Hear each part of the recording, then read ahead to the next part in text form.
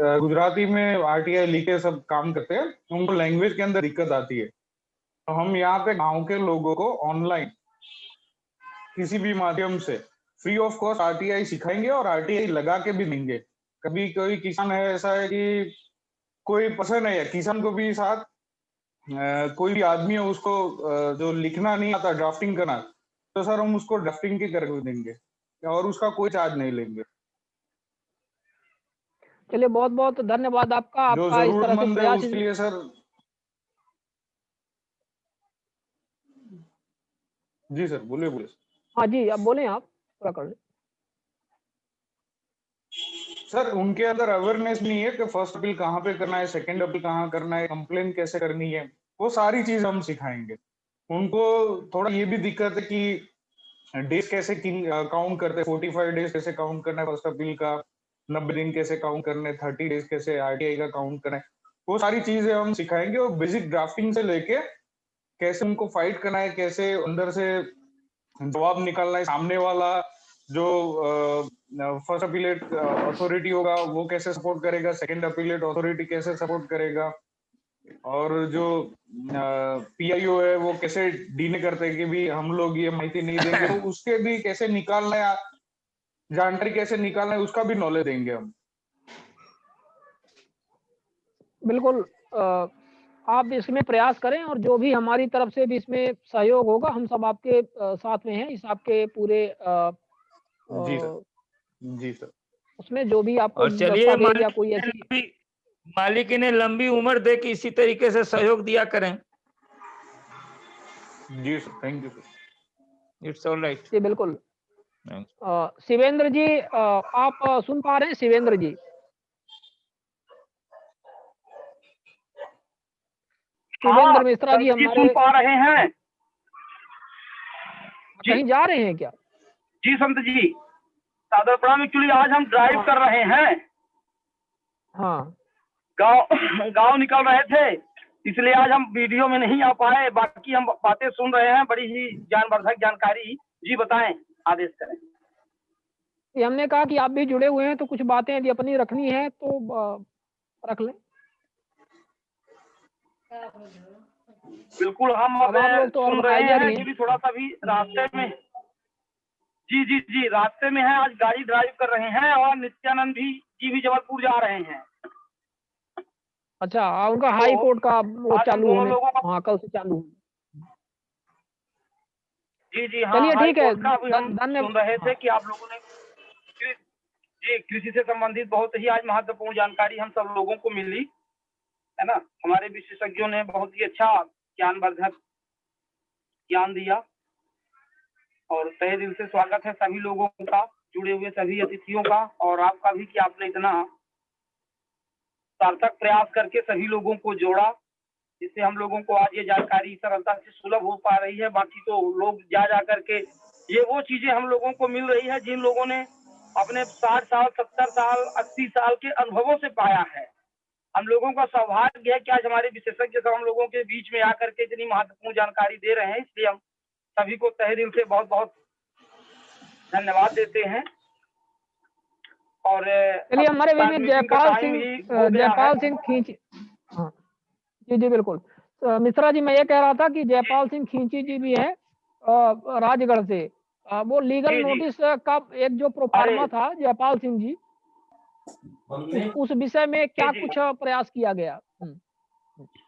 जी sir, मैंने वो legal notice के उसमें मैंने 2 एडवोकेट है उनसे कहा है और उनको कि आप इसको कंप्लीट करिए अपने भौगोलिक के हिसाब से, तो वो कंप्लीट कर रहे हैं, उसको हिंदी कन्वर्ट करके उसको बना रहा है श्रीमान, मतलब इस हफ्ते में हो जाएगा, ऐसा है उन्होंने कहा है।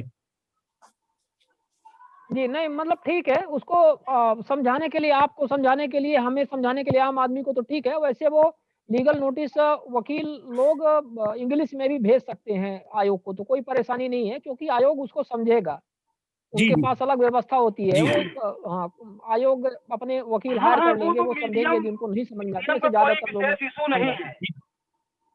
नहीं वो भाई साहब क्या था, मैंने बताया अपने जो राजगढ़ जिले के जो एडवोकेट थे कि भाई साहब ऐसा है ये फॉर्मेट में, और ये अपने मुख्य सूचना आयोग को पहुंचाना है कि ये समय टाइम बाउंड में ये हमारा जो अपील है उसको करना है। तो उन्होंने कहा पहले तो क्या बहुत से आप जानते हो आईटीआई के बारे में कि उसका मामला है और कुछ करेंगे, मैं थोड़ा पढ़ता हूँ, एक हफ्ते ऐसे ही दे दिया, क्योंकि यहाँ ज्यादा जागरूक लोग नहीं है, मतलब जो है जागरूक तो है और वो आप जानते हैं अर्थ के लिए ज्यादा वक्त है। मैंने कहा जो भी यथासंभव होगा वो हम करेंगे, आप सहयोग से करिए।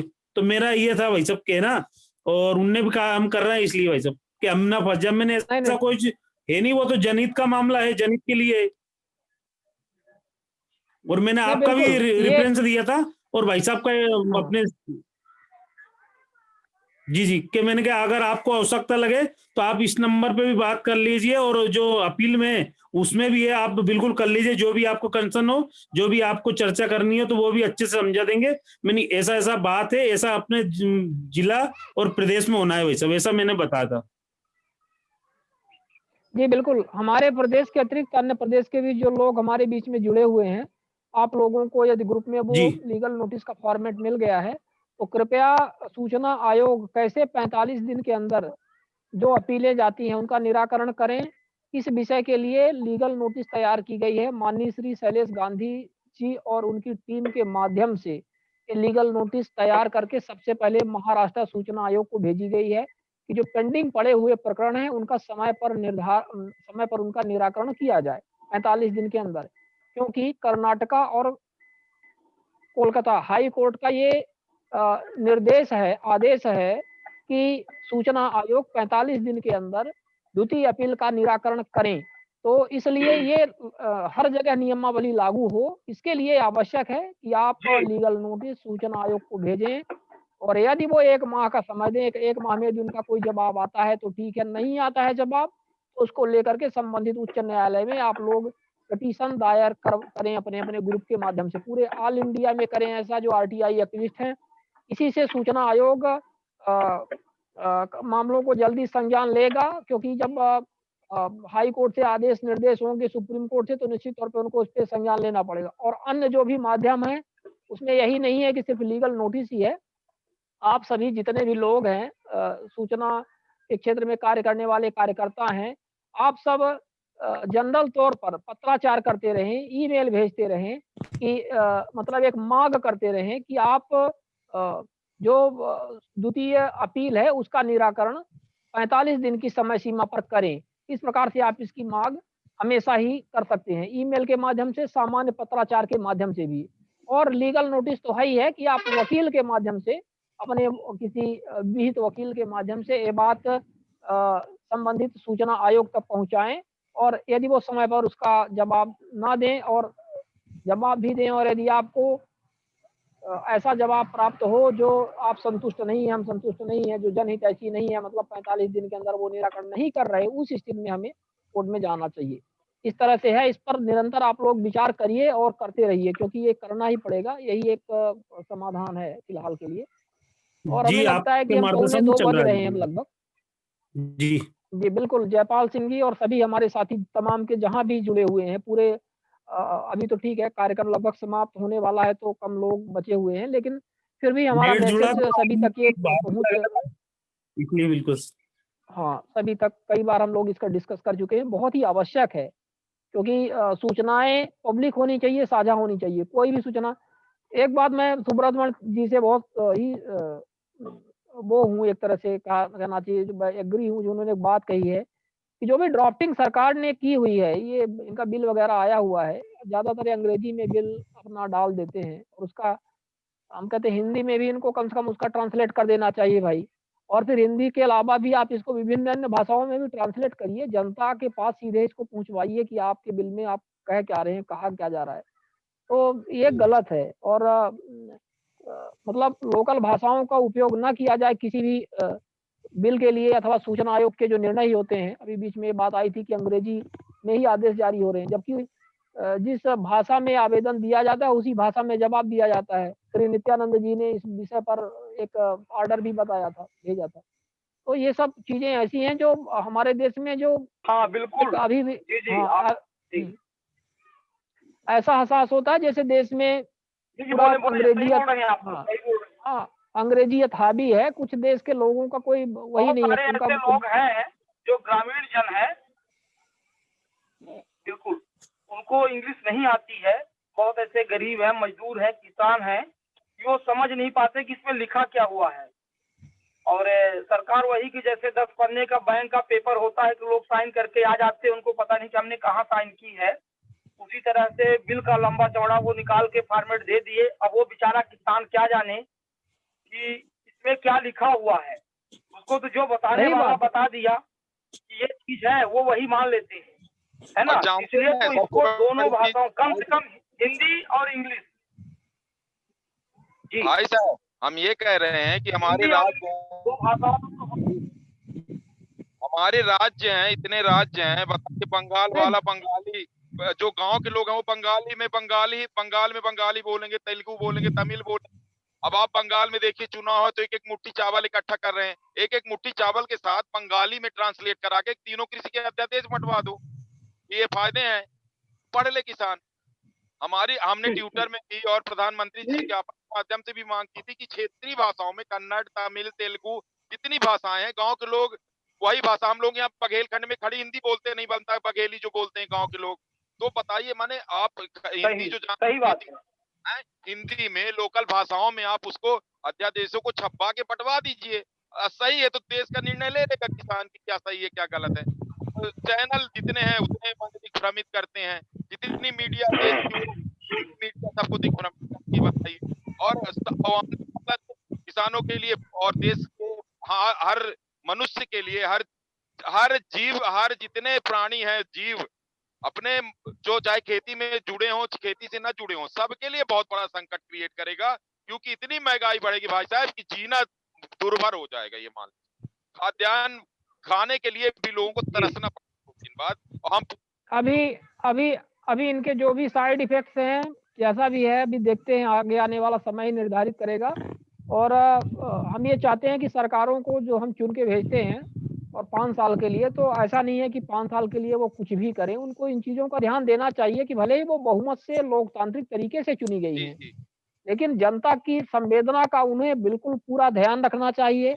और मैं इसमें एक ही चीज़ कहूँगा कि यदि ऐसी तानाशाही चलेगी, चाहे वो कोई भी सरकार हो, पहले की सरकारों की भी चली, इनकी भी चल रही है कई मामलों में। तो यदि ऐसा चलेगा तो इनको मैं एक बात बोलूँगा कि हम लोगों को सबको 1-2 बिल की माँग करनी चाहिए। एक तो राइट टू रिजेक्ट और एक राइट टू रिकॉल। इस तरह से हमें बिल चाहिए। और यदि हमने किसी को बैठा भी दिया है उन्हीं के पद पर, तो हमारे पास पूरा अधिकार होना चाहिए कि जब भी ये जनता और लोकतांत्रिक जो मापदंड है और जो भी पैमाना है, उसके यदि विपरीत ये जाने लगे, तो वहाँ पे हमें इन पावर का उपयोग करना चाहिए कि ठीक है, अब आप हटिए पद से, आप उसके लायक नहीं हैं। तो ये बिल भी बहुत ज़रूरी है, लोकतंत्र ही अधूरा है। भाई साहब, सबसे बड़ी लोकतंत्र सबसे बड़ी दुख की बात ये ग्लानि अंदर से होती है। कहे जाते हैं जनप्रतिनिधि, लेकिन चुनाव के बाद सब पार्टी प्रतिनिधि बन जाते हैं। ये बताइए कि जनता के प्रतिनिधि हैं, जनता की सुविधाएं भोग रहे हैं, लेकिन वो पार्टी के प्रतिनिधि बन जाते हैं। गलत को गलत नहीं कह सकते। ऐसे में हिंदुस्तान हमारा कैसे बढ़ेगा, ये भी एक बहुत बड़ा सोचनीय बात है। मान लीजिए, तो स्वाभिमानी है जहाँ इसके लिए दिन को दिन, रात को रात नहीं कहते। दिन को दिन, रात को रात नहीं कहते। नेता लोग त्रिपाठी जी, इसके लिए मैं कहते हैं जो पार्टी उनको इसके लिए तो बस हम यही जी हाँ बताएं शिवानी।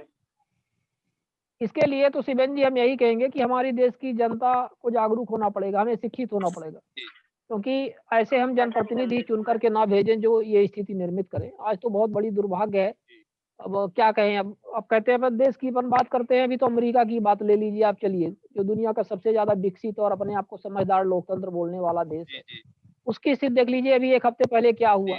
तो अभी आप क्या कहेंगे, ये क्या चल रहा है, इसके बारे में कह पाना थोड़ा सा मुश्किल है कि किस तरह से पब्लिक बिहेव कर रही है। तो अभी कहीं ना कहीं जनता को अपने मतलब एक वास्तविक देश के लिए क्या फायदा है, समाज के लिए क्या फायदा है, उन्हीं बातों को लेकर के ही साथ में चलना पड़ेगा, वो ज्यादा बेहतर रहेगा।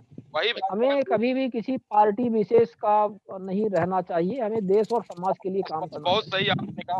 हम भाई साहब देखिए, हम देख रहे हैं जागरूकता देखिए, हरियाणा में, पंजाब में, राजस्थान में, जहाँ के किसान जागरूक हैं, वहाँ के जनप्रतिनिधि सोचिए पद छोड़ रहे हैं, केंद्रीय मंत्री छोड़ रहे हैं, संसद छोड़ रहे हैं, विधायक अपना पद छोड़ रहे हैं, क्योंकि वहाँ के लोग जागरूक हैं, जानते हैं कि दोबारा अगर हम उनके पास जाएंगे तो वो हमें घर से भगा देंगे। और जहाँ के जागरूक नहीं है, जहाँ की जनता जागरूक नहीं है, वहाँ हो गया सब दिग्भ्रमित हैं और हो गया वो उनका दुरुपयोग करके। अब आप सोच सकते हैं कि किसानों को कहाँ ले जाना चाहते हैं। ये तो इतनी पीड़ा होती है, इतनी वेदना होती है। मान लीजिए दिल्ली में बैठे हुए किसानों की बातों को देख के, माने ठंड में मर रहे, हार्ट अटैक हो रहे, सबको देख के लगता है कि क्या ये प्रजातंत्र है, कैसा प्रजातंत्र है। हमारे देश के प्रधानमंत्री के पास एक शब्द नहीं होते कि हमारे किसानों के लिए कह दें। बहुत ही ज्यादा आत्मीय मान लीजिए दुख है इस बात का कि हम क्या करें, कैसे देश को क्या कहें, क्या कौन सा शब्द का उपयोग करें। अब आप सोचे किसानों ने बिल मांगा नहीं था, लेकिन किसानों पर थोपा गया है। और हम चाहते हैं ये भारत माँ है, भारत माँ की विजय होगी और ये गलत का एक दिन साबित होगा। और देखिएगा ऐसे जनप्रतिनिधि मुंह दिखलाने के काबिल नहीं बचेंगे जो कहते हैं कि दिल समाज के लिए देश के लिए अच्छे हैं। आप सब लोगों का क्रांतिकारी अभिनंदन। शिवानंद भाई साहब, हम आपके हमेशा साथ हैं, आप हमारे मार्गदर्शक हैं। आपने क्रांति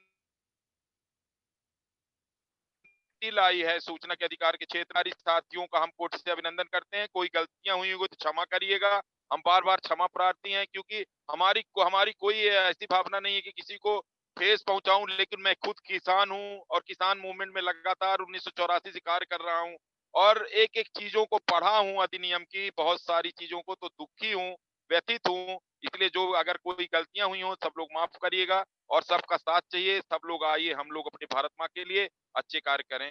इन्हीं शब्दों के साथ आप सब लोगों का कोर्ट से अभिनंदन। धन्यवाद त्रिपाठी जी, श्री सुब्रत मन त्रिपाठी जी। और हम सब धन्यवाद देते हैं। सबसे पहले तो हमें हमारे जो माननीय मध्य प्रदेश राज्य सूचना आयुक्त श्री राहुल सिंह जी हैं, जिन्होंने आज आरटीआई क्रांति को इस स्थान पर लाने में इतना मनोबल बढ़ाया हुआ है, क्योंकि उनके जो आदेश हैं, उनके स्पीकिंग ऑर्डर की वजह से आज पूरे देश में एक क्रांति सी आ गई है। और उनके ऑर्डर्स की हमेशा ही चर्चा होती है और हम सब उनके आभारी हैं कि वैसे ऐसे सूचना आयुक्त हमें हर जिले के लिए, हर प्रदेश के लिए मिले तो हमें खुशी की बात होगी। तो जो आरटीआई के लिए कार्य करने वाले वर्कर्स हैं, उनका मनोबल इस तरह से बढ़ा रहेगा, ये सबसे बड़ी बात होती है। तो धन्यवाद शिवेंद्र जी, नित्यानंद जी और सभी हमारे बीच में जो भी मुख्य अतिथिगण आए, आज विशिष्ट अतिथिगण तोमर जी आए, पद्मश्री बाबूलाल दाहिया जी आए, श्री राजन सिंह राठौर जी आए और माननीय शैलेश गांधी जी आए। और ठीक है, जो अन्य हमारे बीच में हमारे जो अध्यक्ष महोदय इस कार्यक्रम में नहीं आ पाए, कुछ ऐसी बात थी तो उन्होंने सूचित किया था। तो कभी-कभी होता है कि आदमी हर कार्यक्रम में, आप एक्सपेक्ट नहीं कर सकते कि हर आदमी हर कार्यक्रम में उपस्थित रहेगा। कभी ना कभी कुछ अनएक्सपेक्टेड तो ऐसी बातें हो जाती है। तो अभी अगले कार्यक्रम में हम फिर एक नए टॉपिक के साथ आप लोगों से मिलेंगे और नई चर्चाएँ होंगी। और इसी तरह से सूचना के अधिकार के लिए और अन्य जो भी सामाजिक मुद्दे हैं, न केवल सूचना का अधिकार बल्कि अन्य जो भी सामाजिक सिविल राइट्स, ह्यूमन राइट्स से जुड़े हुए मुद्दे हैं, उसके लिए आप सब इसी तरह से कार्य करते रहें, एक-दूसरे का सहयोग करते रहें। आप सभी का बहुत-बहुत धन्यवाद। धन्यवाद भाई साहब। वंदे मातरम। जय हिंद। जय हिंद, वंदे मातरम।